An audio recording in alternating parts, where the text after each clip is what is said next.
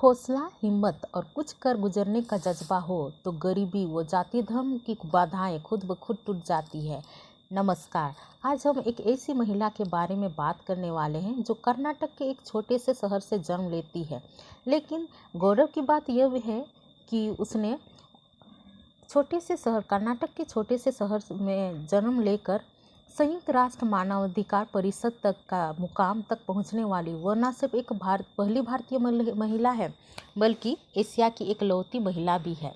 जी हाँ, आज हम बात करने वाले हैं यूएनए में विशेष दूत बनने वाली भारत की पहली दलित महिला अश्विनी केपी के बारे में। हाल ही में संयुक्त राष्ट्र मानवाधिकार परिषद ने जातिवाद, नस्लीय भेदभाव, जेनोफोबिया और असहिष्णुता जैसे समसामयिक मुद्दों पर रिपोर्ट करने के लिए अश्विनी केपी को स्पेशल रिपोर्टर यानी कि विशेष दूत नियुक्त किया गया है। इस मुकाम तक पहुंचने वाली वो पहली एशियाई और भारतीय महिला है। दरअसल कुछ दिन पहले जाम्बिया के रहने वाले ई टेंदाई अचियुम ने अपने 3 साल का कार्यकाल पूरा होने से पहले ही इस्तीफा दे दिया था। इसके बाद यूएनएचआरसी की 3 सदस्यीय सलाहकार समिति ने भारत की दलित कार्यकर्ता और राजनीतिक विज्ञान की प्रोफेसर अश्विनी केपी को स्पेशल रिपोर्ट नियुक्त किया है। एक छोटे से शहर से जेनेवा तक का सफर तय करना हर किसी के बूते की बात नहीं है, लेकिन अश्विनी ने अपनी मेहनत, लगन और मजबूत इच्छा शक्ति की बदौलत यह कामयाबी हासिल की है।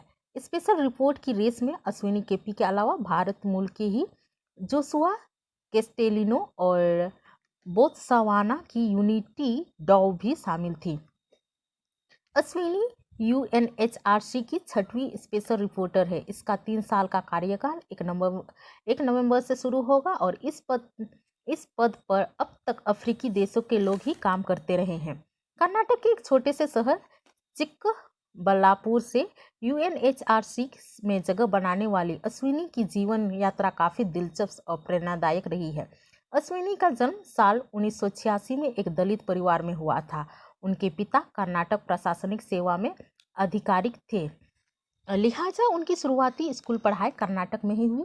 सांवले रंग और मोजले कद की अश्विनी को एक दलित होने के कारण स्कूल और कॉलेज में काफ़ी भेदभाव और अपमान झेलना पड़ा। इतना होने के बाद भी उन्होंने इन चीज़ों पर कभी ध्यान नहीं दिया और अपनी पढ़ाई जारी रखी।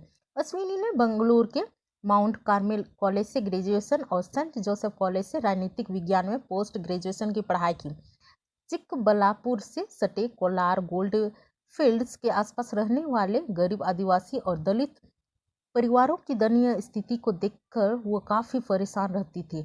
वो उन लोगों के लिए कुछ करना चाहती थी और उनकी आवाज़ बनना चाहती थी। उससे प्रभावित होकर उन्होंने आगे की पढ़ाई के लिए दिल्ली जाने का फैसला किया। जब उन्होंने कर्नाटक से बाहर पढ़ाई करने का फैसला किया तो घरवाले ने भी उसका पूरा सपोर्ट किया।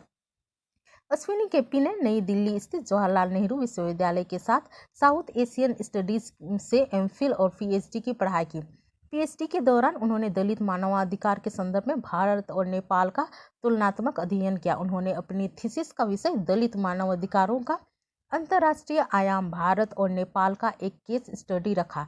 डॉक्टरेट थीसिस की प्रक्रिया में उन्हें भारत और बाहर दोनों जगह कई वरिष्ठ दलित कार्यकर्ताओं, शिक्षाविदों के साथ जुड़ने का अवसर मिला। उन्होंने इस कार्यकर्ताओं और शिक्षाविदों से बात की जो संयुक्त राष्ट्र के विभिन्न मंचों से जुड़े हुए थे।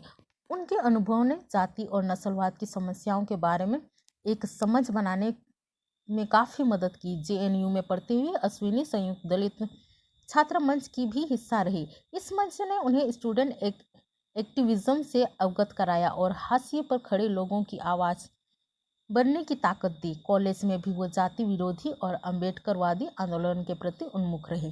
जेएनयू से पीएचडी करने के बाद अश्विनी ने कुछ समय के लिए बेंगलुरु के माउंट कार्मेल कॉलेज में गेस्ट फैकल्टी के रूप में काम किया, लेकिन सामाजिक बदलाव को लेकर वो काफ़ी गंभीर थी। इस क्षेत्र में वो कुछ करना चाहती थी, लिहाजा वर्ष 2017 में उन्होंने एमनेस्टी इंटरनेशनल इंडिया में सीनियर कैंपेनर के रूप में काम करने लगी। एमनेस्टी इंटरनेशनल से जुड़ने के बाद उन्होंने छत्तीसगढ़ और ओडिशा जैसे राज्यों में आदिवासी समुदायों के हक और भूमि अधिकारों से संबंधित मुद्दों पर खूब काम किया और इस दौरान उन्होंने देखा कि किस तरह आदिवासी और दलित समुदाय के लोगों को वंश और व्यवसाय आधारित भेदभाव का सामना करना पड़ता है।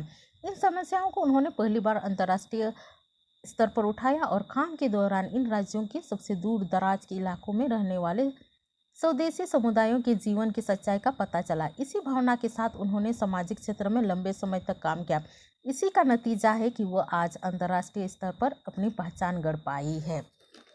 इनका जो जन्म था वर्ष 1986 में चिकबल्लापुर कर्नाटक में हुआ। शिक्षा जो है ग्रेजुएशन जो है माउंट कार्मेल कॉलेज बेंगलुरु से 2002 से 2005 में हुआ।